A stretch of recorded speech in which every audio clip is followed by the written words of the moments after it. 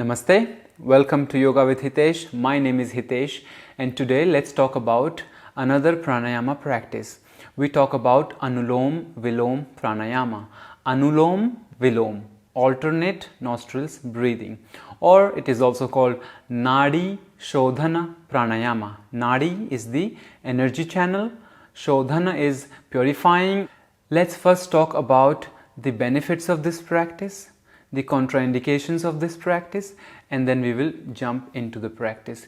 If you want to jump into the practice right away, you can use the timestamps below and go ahead directly to the practice session. While practicing, I will also show you how you should practice. I will give you some alternatives like the ratios, the breath ratios that you can use for your practice, and how you can gradually grow, and with regular practice how you can change those ratios, and also include the breath retention in this practice. And I will also show you two different ways of practicing. One way to practice is to focus more on the physiological benefits of this practice, and the other one is to go more deeper, meditative, more psychological benefits of the practice. So we'll discuss all of this.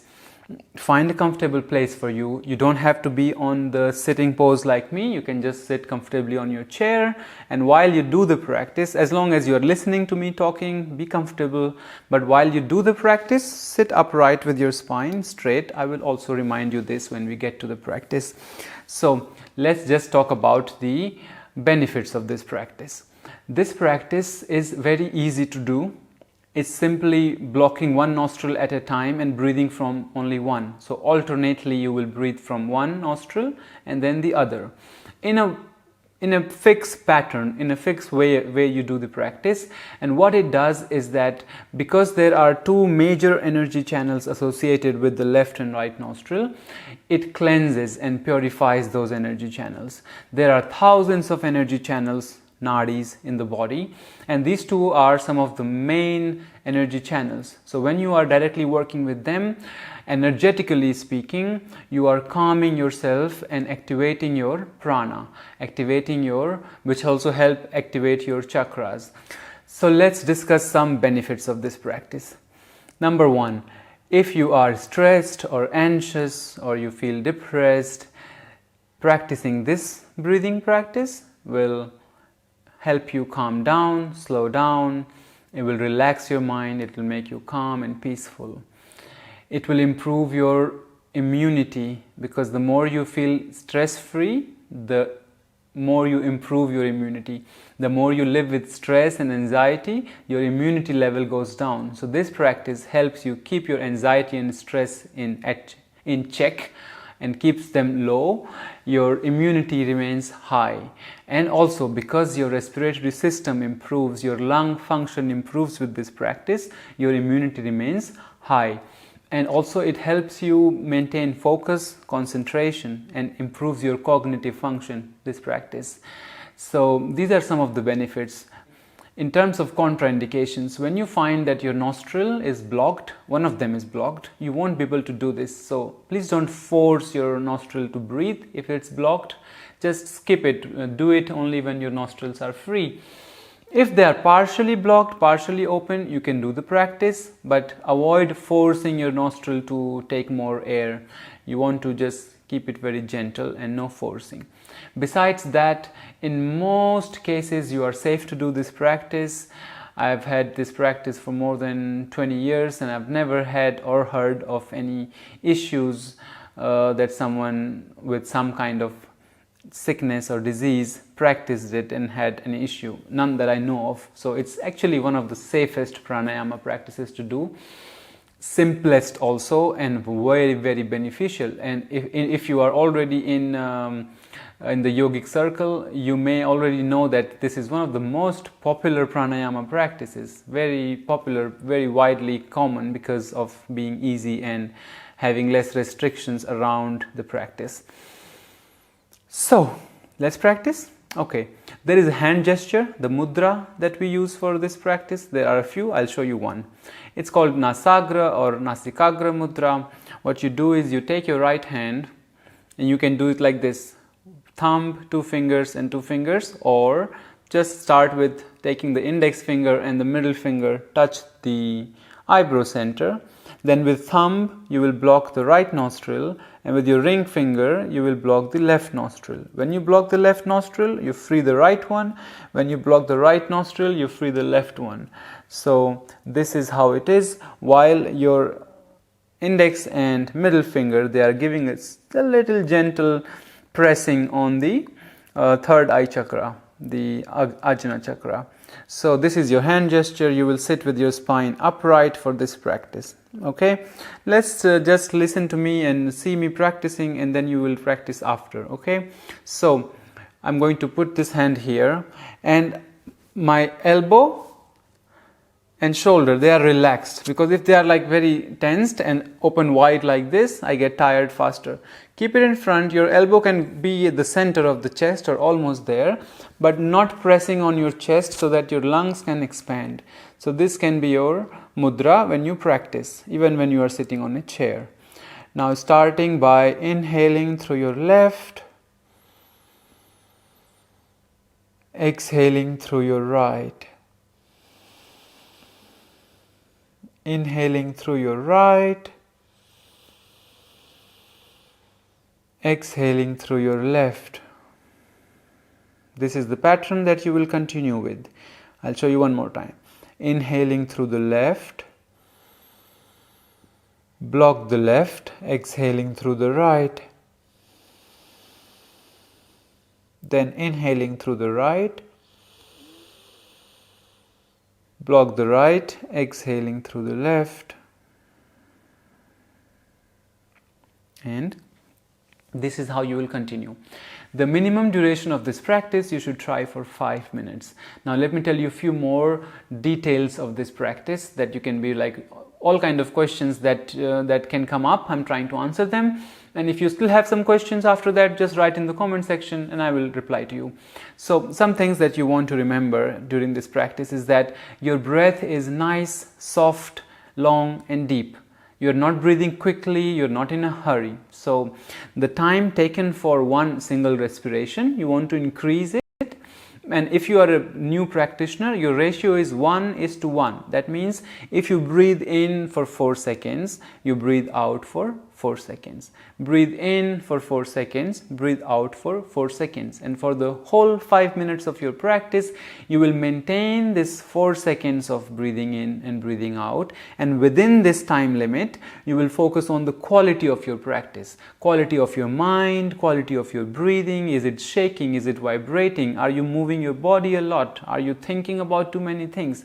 So you will work on all this and try to be centered and calm and focused while keeping that 4-second ratio, because there are different ratios and you might be attracted to trying all sort of things rather than focusing on the quality of your practice. So the must is to focus on the quality, and when you have 2-3 weeks of regular practice with this rhythm, you will move on to the next phase. The next phase of this practice will be to include the breath retention, the kumbhaka. When you inhale, it's called puraka. When you exhale, it's called rechaka.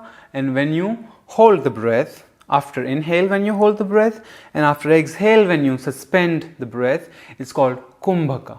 Kumbhaka is breath retention. So after your first phase of practice, which is in my opinion daily practice for at least 3 weeks or 1 month, and then you switch to the kumbhaka, in which you inhale, hold, exhale, hold, and the ratio remains the same, 1:1:1:1:1. That means if you are inhaling for 5 seconds, you're holding the breath for 5 seconds. If you're exhaling for 5 seconds, you're holding the breath for 5 seconds. And throughout the breathing, you want to have a uniform, regular breath. So if you inhale for 5 seconds, you want to inhale, you want to practice regularly and see that you can inhale for those 5 seconds very consistent. It's not like you inhale a lot in the first 3 seconds and for the last 2 seconds you take a little bit breath. And then you exhale a lot in the first 2 seconds and then you slowly exhale until the end for the last 3 seconds. What you want to do is have a very gentle inhale, hold, very gentle, consistent exhale. Okay? When you get very good at this with the ratio of 1:1:1:1, then the next phase, what you can do is you can skip the last one. That is, you can skip holding after exhaling breath. And what you can do is you can inhale, hold and exhale twice longer. That means, let's take the example of 5 seconds. You are starting, you inhale for 5 seconds, hold for 5 seconds, and then you exhale for 10 seconds. And then you inhale for 5 seconds, hold for 5 seconds, exhale for 10 seconds.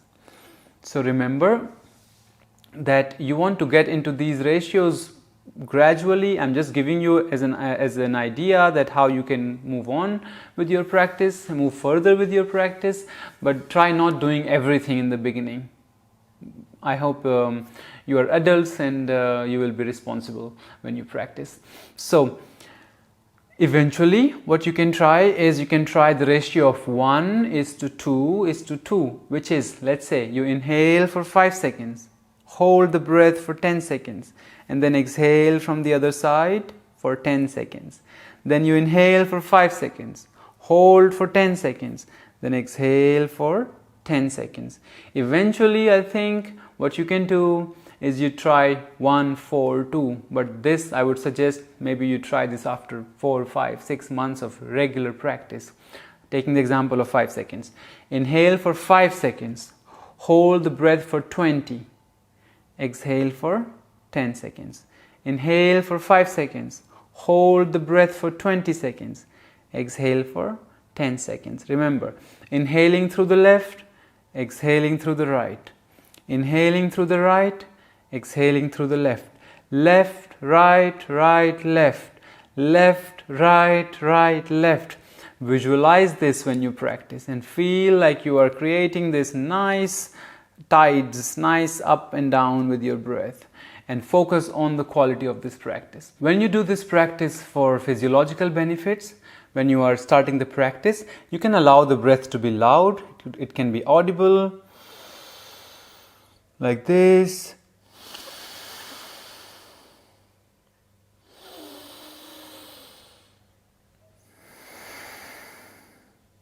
It has all the same qualities. It's long and deep and steady. I'm not in a hurry, but it can be loud.